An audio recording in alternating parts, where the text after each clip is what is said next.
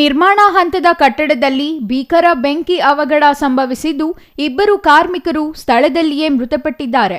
ವುಡ್ವರ್ಕಿಂಗ್ ಕೆಲಸದ ವೇಳೆ ಬೆಂಕಿ ಹೊತ್ತಿಕೊಂಡಿದೆ. ಮೃತದೇಹಗಳಿಗೆ ನೆಲಮಂಗಲ ಸಾರ್ವಜನಿಕ ಆಸ್ಪತ್ರೆಯಲ್ಲಿ ಮರಣೋತ್ತರ ಪರೀಕ್ಷೆ ನಡೆದಿದೆ. ಉತ್ತರ ಪ್ರದೇಶ ಮೂಲದ 40 ವರ್ಷದ ಉದಯ್ ಭಾನು ಮತ್ತು ಬಿಹಾರ್ ಮೂಲದ 23 ವರ್ಷದ ರೋಷನ್ ಮೃತ ಕಾರ್ಮಿಕರಾಗಿದ್ದು, ಮಾದನಾಯಕನಹಳ್ಳಿ ಪೊಲೀಸ್ ಠಾಣಾ ವ್ಯಾಪ್ತಿಯಲ್ಲಿ ಪ್ರಕರಣ ನಡೆದಿದೆ. ಗುತ್ತಿಗೆದಾರ ಮತ್ತು ಇಂಜಿನಿಯರ್ ಸತೀಶ್ ಎಂಬುವವರಿಗೆ ಸೇರಿದ ಶಿವಾನಿ ಗ್ರೀನ್ ಲೇಔಟ್ನಲ್ಲಿರುವ 3 ಅಂತಸ್ತಿನ ಕಟ್ಟಡದಲ್ಲಿ ಘಟನೆ ನಡೆದಿದೆ. ತಾತ್ಕಾಲಿಕ ವಿದ್ಯುತ್ ಸಂಪರ್ಕ ಪಡೆದು ವುಡ್ವರ್ಕ್ಸ್ ಕೆಲಸ ಮಾಡಲಾಗುತ್ತಿತ್ತು. ಮರ ಪಾಲಿಶ್ ಮಾಡಲು ಥಿನ್ನರ್ ಬಳಕೆ ಮಾಡಲಾಗಿದೆ.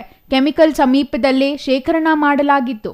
ಈ ವೇಳೆ ನಿರ್ಮಾಣ ಹಂತದ ಕಟ್ಟಡದಲ್ಲಿ ಇದ್ದಕ್ಕಿದ್ದಂತೆ ಬೆಂಕಿ ಅವಘಡ ಸಂಭವಿಸಿದೆ. ನೀರಿನ ಟ್ಯಾಂಕರ್ ಮೇಲೆ ಕುಳಿತುಕೊಂಡಿದ್ದ ಕಾರ್ಮಿಕನೊಬ್ಬನ ರಕ್ಷಣೆ ಮಾಡಲಾಗಿದೆ. ಸ್ಥಳಕ್ಕೆ ಅಗ್ನಿಶಾಮಕ ದಳದ ಸಿಬ್ಬಂದಿ ಆಗಮಿಸಿ ಬೆಂಕಿ ನಂದಿಸಿದ್ದಾರೆ. ಸ್ಥಳಕ್ಕೆ ಮಾದನಾಯಕನಹಳ್ಳಿ ಠಾಣೆ ಪೊಲೀಸರು ಭೇಟಿ ನೀಡಿ ಪರಿಶೀಲನೆ ನಡೆಸಿದ್ದಾರೆ.